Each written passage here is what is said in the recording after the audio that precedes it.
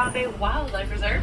Go ahead and take a look above your heads. There is an animal spotting guide. That'll show you some of the animals that we may be able to see today on our safari. And just a few things to keep in mind for the safety of the animals and the comfort of those around you. Please refrain from the use of flash photography and do not use flashlights of any kind. Also, just make sure everyone stays fully seated at all times. Make sure kids stay fully seated on laps as well, not held up in the air, pass back and forth on the roads. We don't want any Rafiki syndrome when it's happening on our safari today.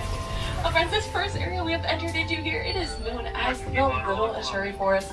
Animals in this area, they love to hide in the bushes and the trees, so make sure you keep your eyes peeled because you really never know where you might see some.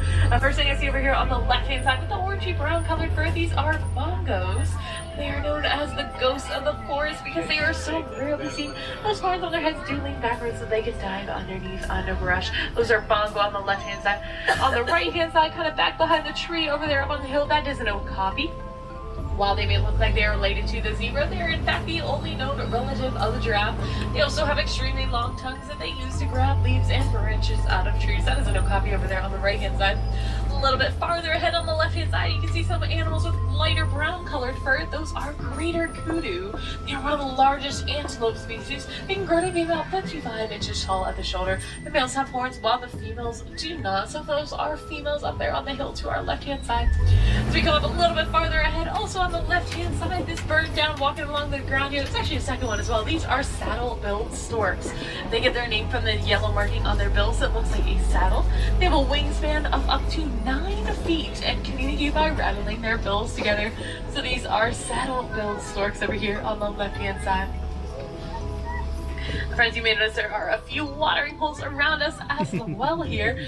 Animals, they love to hang out by the water, so these are really good places to find animals. So keep an eye out for any similar water formations like these throughout the rest of our safari today. So here are these saddle-billed storks skimming around over on our left-hand side as well here, friends.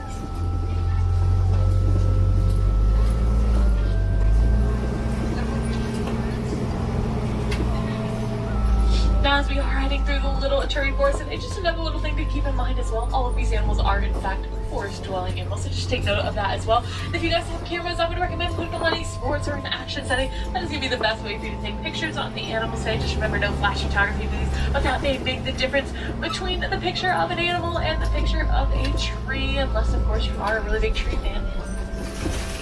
Alright, friends, so we were just heading through the Little Ashuri Forest. This next area we're entering into here, it is known as the Safi River. You know how I said animals love to hang out by the water? Well, this is a really good place to find animals. There is going to be water on both sides of the track, so make sure you keep an eye on both the left and the right sides. Also, if you guys happen to see something I don't, feel free to point it out. You are all my honorary safari guides today. Let's see what we can find here as we head into the Safi River today.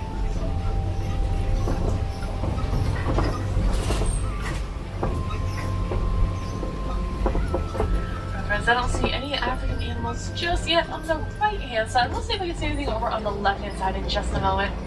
Oh yeah, take a look in the water over here on the left-hand side. Check on the banks to graze. They'll actually travel up to miles at a time to do that. So there's now hippopotamus over there on the left. Also on those logs over there in the center on the left-hand side, those are some pink-backed pelicans. They get their name from the pink coloring that develops on their backs during mating season. They are also colonial nesters, which means they nest in groups of 20 to up to 500 pairs. That's if you guys do get the chance to take a nighttime safari, I always recommend people to take one because it is a little bit of a different experience than a daytime safari. Sometimes you get to see some different animals you don't normally get to see during the day. Sometimes you see some more unusual groupings of animals at night as well. That is because of safety in numbers. So animals that maybe normally wouldn't stick together during the day, they do so at night to better protect themselves from the threat of prey. So that is a method of protection for them. Sometimes if you get lucky, you get to see some migrations of animals moving across the savanna at night. And usually the animals do tend to get a little bit more active at night, just as the temperatures tend to drop a little bit. They usually move around a little bit more, so definitely a lot of reason to take a nighttime safari if you guys get a chance. Plus, it is just very cool to be out here on the Harambe Wildlife Reserve at night. Coming up over here on the left-hand side, these animals with the black manes, these are some, they kind of just start running, don't really look where they're going, and that is actually how stampedes start. So these are white-bearded wildebeest over here on our left-hand side. Safari 5, departure 3 is a dog. Safari 5, departure 3 is a dog. As we continue up around the bend here, well, you can see over on the right hand side here in just a moment, there's those Patterson's eland that we saw from the other side there with the tannish brown colored fur. As we pull up a little bit farther, so there's the white bearded wildebeest, and just past them, the animals with the really large horns, those are Ankole cattle. They are part of the bovine family, which means they're related to buffalo and bison. Those horns on their heads can grow up to about 6 feet in length from tip to tip. They are actually much lighter than they look though, because they are composed of an internal honeycomb structure. Also, those particular cattle are seen as a symbol of wealth in certain African tribes because of that they're stored in shelters overnight known as manyadas. And those are just thorny bush fences meant to protect them. So like I said, they are seen as a symbol of wealth. They are the only domesticated animals here on the reserve. They're also sometimes called after the name of the African tribe that first discovered them. So sometimes they are called Watusi cattle as well. So here are those Ankole cattle or Watusi cattle, whatever you'd like to call them, over there on our right hand side.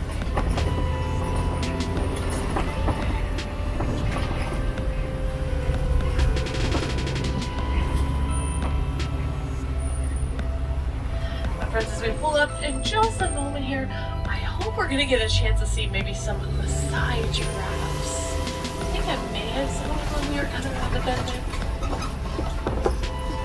Yes, okay, take a look to your left hand side, friends. So those are Maasai giraffes back there.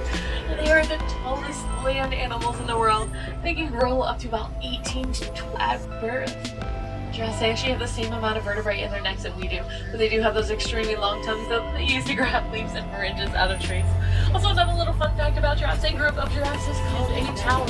So when they get scared at first, we like to call them a tower of terror. Thanks everyone, I'll take the day laughs. Now as we do come up this road here, if you notice there are 2 more baobab trees at the top of the road, those 2 particular trees have a little bit of a special meaning for us here at Harambe. They mark the start of elephant country. Researchers recently discovered something a little bit interesting about elephants. As large as they are, they're actually afraid of something as small as a bee. So in certain farms in Africa, elephants were being poached for eating farmers' crops. So researchers came up with the idea to create beehive fences. It protects the elephants, it protects the crops, and it has the added benefit of the farmers being able to sell the honey for profit. And that project is known as the Elephants and the Bees Project. There's lots of these really amazing conservation projects that go on all over the world. Some really fantastic conservation organizations as well. And one of those is the Disney Conservation Fund. They do a ton to help these animals here on the reserve, as well as the animals out in the wild and their habitats as well. If you guys are interested in donating, every merchandise and food and beverage location here in the park does accept donations. Also, if you go to the Creature Comforts, which is the Starbucks here in the park, and you order the flat white latte, 100% of the profits from that latte do go directly to the Disney Conservation Fund. So like I've been saying, friends, so many ways we can help them. Over on the left-hand side, you can see another one of those baobab trees there. You can really see how large those trunks can get that store water in them. Just the trunks alone can store about 1,000 gallons of water in them. And as we continue around the bend here, if you take a look over on your left-hand side, you're going to get a really great view. These are greater flamingos.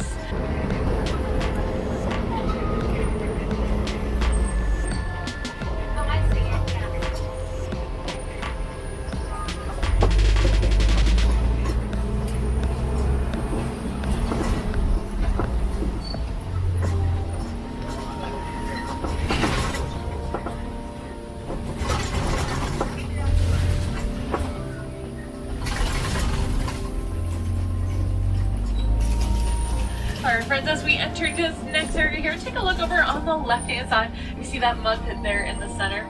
Mud pits like that are usually a pretty good place to find rhinos, because rhinos actually love to roll around in the mud. It acts like a little bit of a sunscreen for them, or a bug repellent, or a moisturizer. There are lots of uses for them. That's why they love to roll around in the mud so much. And elephants actually tend to do something a little bit similar. Instead of rolling around in the mud, they actually toss it up onto themselves. It also acts like a sunscreen for them. So if you ever happen to see any elephants doing that, that is most likely what they are doing. And hopefully we'll get the chance to see a few white rhinoceros today. If we do see any white rhinos, they are larger than their black rhino counterparts. They can run about 35 miles per hour, which is pretty impressive for an animal of their size. But they do have pretty poor eyesight, and a group of rhinos is called a crash. Make their turn when they run. And I do think we're going to get a really good view. Maybe go on this second hill here on the left-hand side in just a moment.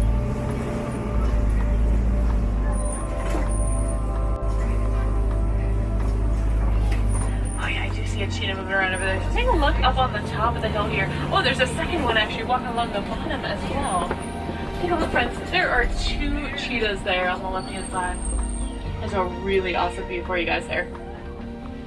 Their spots do act like a little bit of a natural camouflage for them, so if they ever want to hide, that is their best way of doing that. And that is how they blend in so well to those leaves over there as well. Those are two cheetahs on our left-hand side. Let's keep moving up ahead, see what else we can find here on our safari, friends.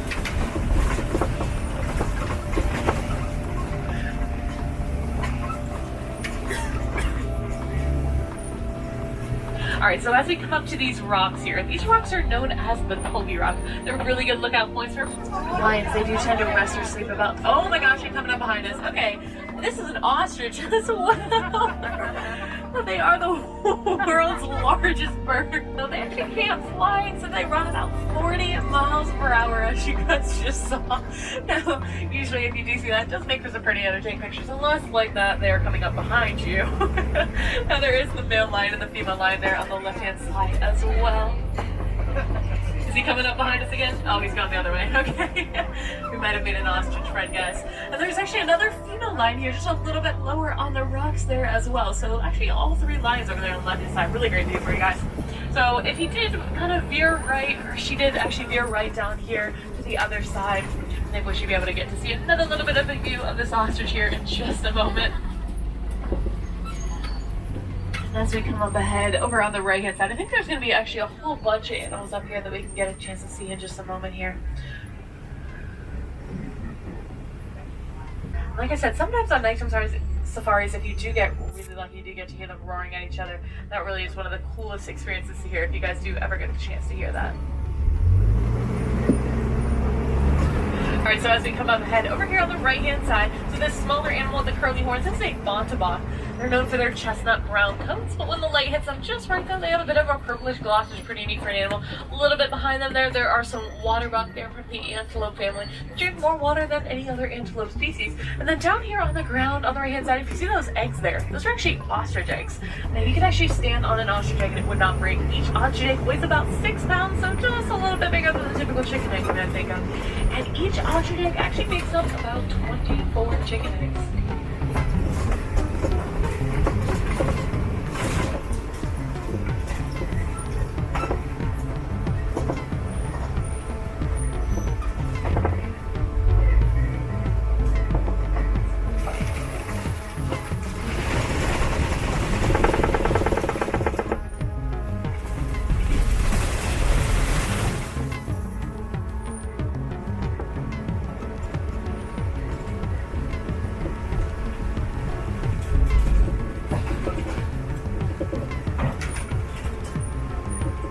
So friends, as our safari does begin to come to an end, I would just like to thank everyone so much for coming out with me today.